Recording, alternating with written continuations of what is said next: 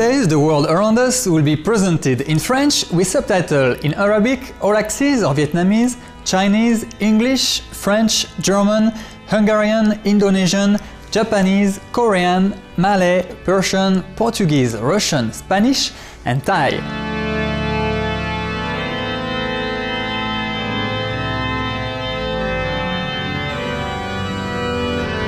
Bonjour à vous téléspectateurs pacifiques et bienvenue dans le monde qui nous entoure.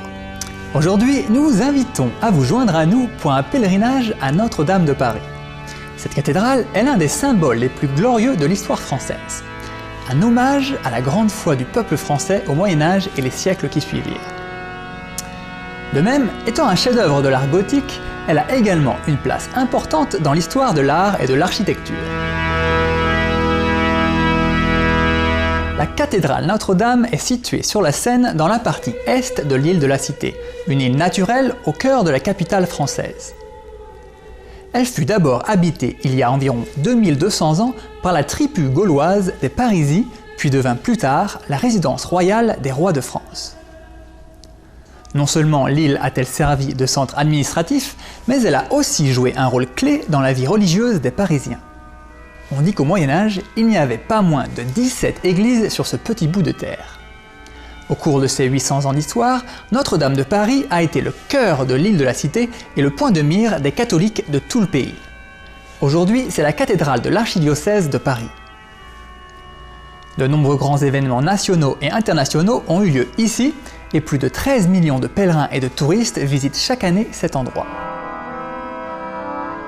On dit qu'à l'endroit où Notre-Dame est aujourd'hui, se dressait autrefois le temple de Jupiter construit par les Romains.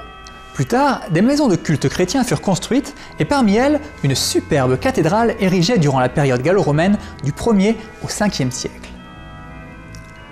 Au XIIe siècle, l'évêque de Paris, Maurice de Sully, prit la décision de construire une nouvelle cathédrale en hommage à la Sainte Vierge Marie et qui pourrait accueillir davantage de fidèles. La première pierre de cette cathédrale, alors baptisée Notre-Dame de Paris, fut posée en 1163 et sa construction s'acheva en 1345 après 180 ans de dur labeur. Au cours de cette période, tous les habitants de la ville contribuèrent au projet bénévolement et de multiples façons. C'est grâce à la foi des habitants de Paris que la magnifique cathédrale Notre-Dame a été construite. La cathédrale fut restaurée à plusieurs reprises par divers architectes comme le très célèbre Eugène Viollet-le-Duc. Notre-Dame de Paris est présente dans de nombreux ouvrages littéraires. Victor Hugo, auteur d'une des plus célèbres histoires d'amour romancées, écrit dans son roman auquel il donna le nom de cet édifice sacré « Chaque façade, chaque pierre de ce monument vulnérable est non seulement une page de l'histoire du pays, mais aussi de l'histoire de la connaissance et de l'art. Le temps en est l'architecte et le peuple les bâtisseurs. » Le début de la construction de la cathédrale Notre-Dame coïncide avec le développement du mouvement artistique gothique. Au Moyen-Âge, au XIIe siècle, l'art gothique fleurit en Europe centrale et de l'Ouest et on peut aujourd'hui en voir le résultat dans les peintures, les sculptures et l'architecture de l'époque. En fait, la cathédrale Notre-Dame est l'un des plus beaux exemples de ce style au monde. De nombreuses décorations et structures gothiques la caractérisent comme les arcs brisés, les vitraux, les ornements sophistiqués et les arcs-boutants.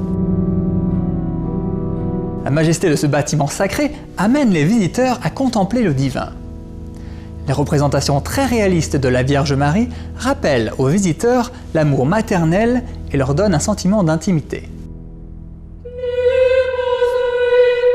À présent, découvrons en détail ce chef-d'œuvre. La face ouest de Notre-Dame est l'une des cartes postales les plus populaires de la ville de Paris.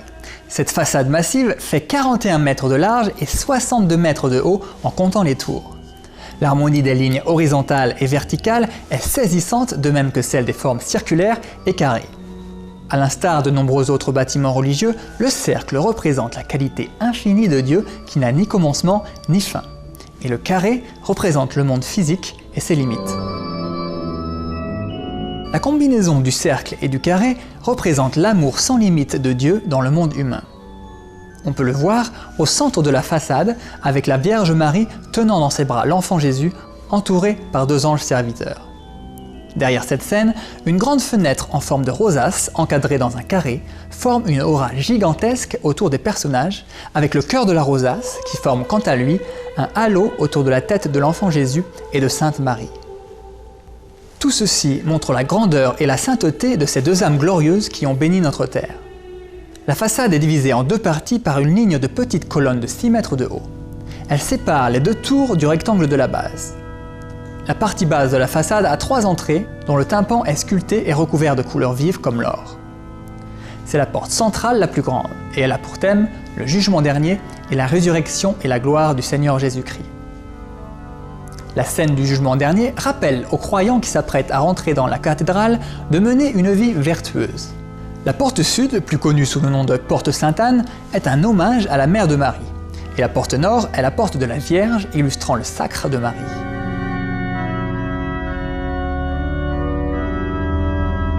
À notre retour, nous explorerons davantage Notre-Dame de Paris. Restez donc avec nous sur Supreme Master Television.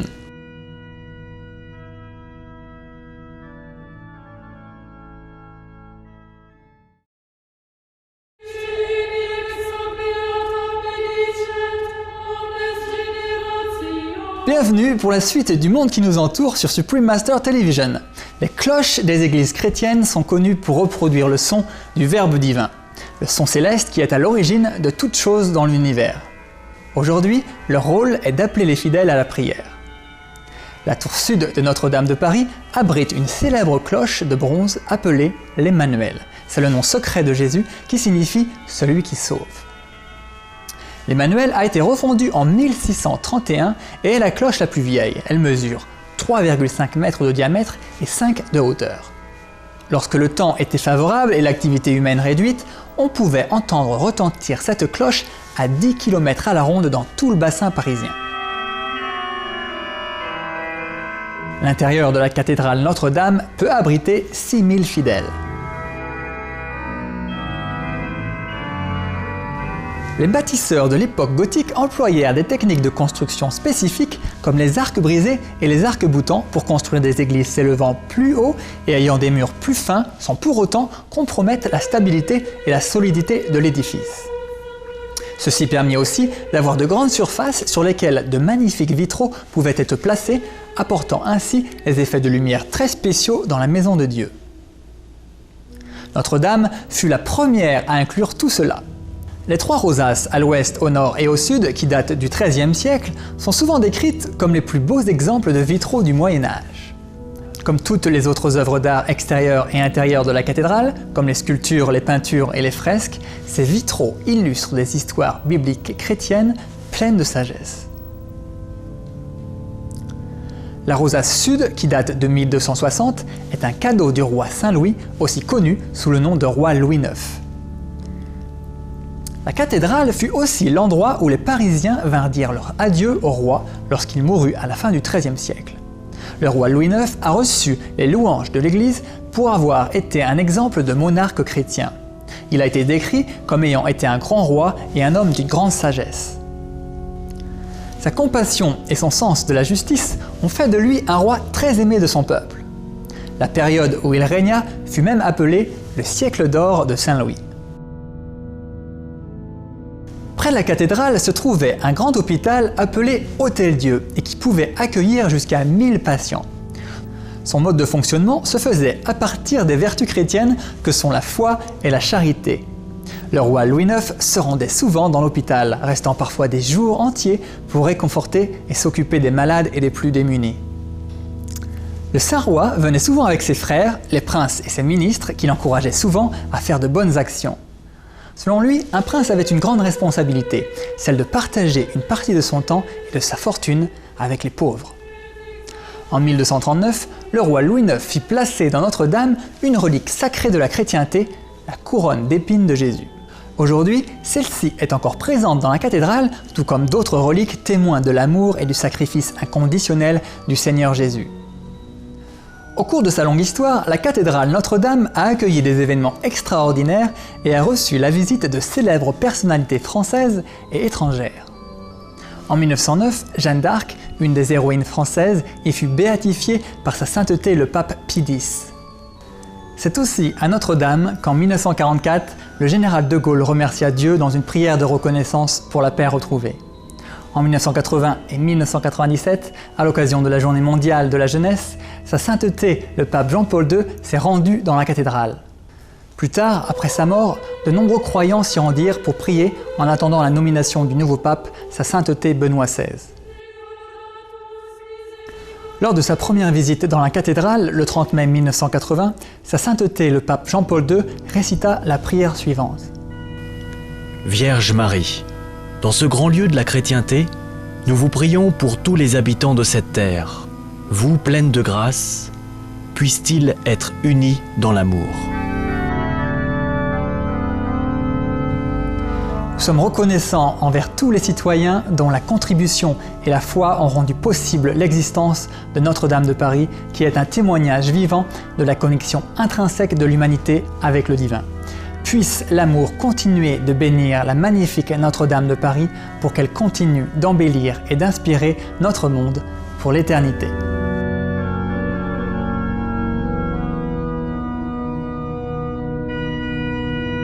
Merci de nous avoir rejoints aujourd'hui dans le monde qui nous entoure. Restez avec nous pour Paroles de sagesse. C'est tout de suite après les nouvelles d'exception ici sur Supreme Master Television. Que Dieu vous apporte ainsi qu'à vos proches l'amour, la paix et la joie pour toujours.